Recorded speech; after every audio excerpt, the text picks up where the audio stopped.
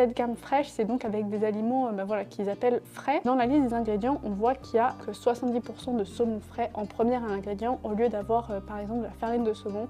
Et on peut se dire, waouh, c'est super, 70% de saumon, c'est génial. Sauf que l'aliment il a été ajouté frais et que la croquette elle est déshydratée. Donc cet aliment frais qui contenait à peu près 70-80% d'eau, il va se trouver à 10% d'eau. Une fois que ce saumon frais il a été séché, on va à peu près réduire son poids par 4 et donc il va rester à peu près 17% de saumon. Et donc dans ces croquettes 70% de saumon frais, il y aura plus de protéines de pois et de lentilles rouges que de saumon. Voilà, et c'est pour ça que cette gamme Fresh, en fait, elle contient moins de protéines que les autres gammes. Le bon côté, c'est qu'elles ont aussi un peu moins de phosphore, puisque au final, il y a quand même moins d'ingrédients protéinés dedans. Mais sur la fiche produit, qu'est-ce que ça fait bien le 70% de saumon? C'est un détournement marketing dont on avait déjà parlé avec la marque Carnilov qui